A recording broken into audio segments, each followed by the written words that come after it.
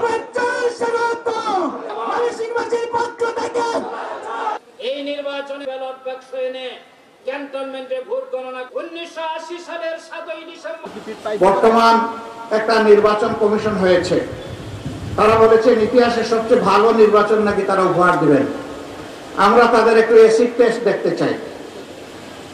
তারা জাতীয় সংসদের নির্বাচন যেটা দিয়ে দেশ শাসন হবে 5 বছরের জন্য জনগণের ম্যান্ডেট নিয়ে, সেই নির্বাচনের আগে তারা জনগণ এখন সাফার করছে স্থানীয় সরকারের বিভিন্ন জায়গায় প্রতিনিধি না থাকার কারণে। স্থানীয় সরকার নির্বাচনটা দিন, আমরা দেখি আপনাদের সদিচ্ছা এবং সক্ষমতা কতটুকু, এটার প্রমাণ আপনারা পেশ করুন। যদি এতে জনগণ সন্তুষ্ট হয়, জনগণের পরবর্তী খেদমতের জন্য জনগণ আপনাদেরকে পূর্ণ সহযোগিতা দেবে। আর এখানে যদি কোনো কিছু ধরা পড়ে তাইলে জনগণ আপনাদেরকে হলুদ নয় লাল কার্ড দেখাই দেবে। আমরা কোনো বিশেষ দল গোষ্ঠীকে সুবিধা দেওয়ার কোনো ধরনের সুপারিশ আমরা মানব না। আমরা জনগণকে 18 কোটি মানুষকে সুবিধা দেওয়ার যত সুপারিশ আছে তাই মানব। আমরা এমন একটি বাংলাদেশ চাই যে বাংলাদেশে কোনো ধরনের জুলুম হবে না, শোষণ হবে না, নিপীড়ন হবে না, নতুন কোনো ফ্যাসিবাদের জন্ম নেবে না।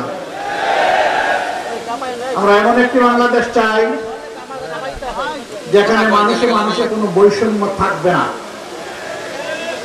আমরা এমন একটি বাংলাদেশ চাই যেখানে দুর্নীতিতে আর আমরা চ্যাম্পিয়ন হব না। আমরা এমন একটি বাংলাদেশ চাই যেখানে সমাজের কোথাও দুর্নীতির কোনো দুর্গন্ধ থাকবে না। ঘুষের জাতাকলে পিষ্ট হয়ে সকল নাগরিক নীরবে কাঁদবে না। বিচারের বাণী নিবৃত্তি আর কাঁদবে না। আল্লাহ তাআলার কাছে আসুন আমরা সবাই প্রার্থনা করি, আর অতীতের পছাগোলা রাজনীতিতে নয়, বরঞ্চ নতুন রাজনীতির উত্থান হোক।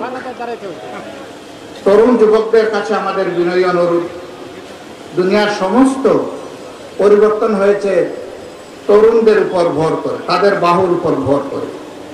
এমনকি জুলাই আগস্ট বিপ্লব হয়েছে এই দেশে তাদের নেতৃত্বে। তোমরা যে আশা আকাঙ্ক্ষা স্বপ্ন নিয়ে জীবন দেওয়ার জন্য রাস্তায় নেমে এসেছিলে, তোমাদের বহু সাথী চলে গেছে, আল্লাহ তোমাদেরকে বাঁচিয়ে। তোমরা এই লড়াই থেকে বিশ্রাম নিও না যতদিন পর্যন্ত তোমাদের ন্যায্য দাবিগুলো প্রতিষ্ঠিত না হবে। তোমরা হবে আমাদের আগামীর নেতা, আমরা ইনশাআল্লাহ হব তোমাদের সহকর্মী।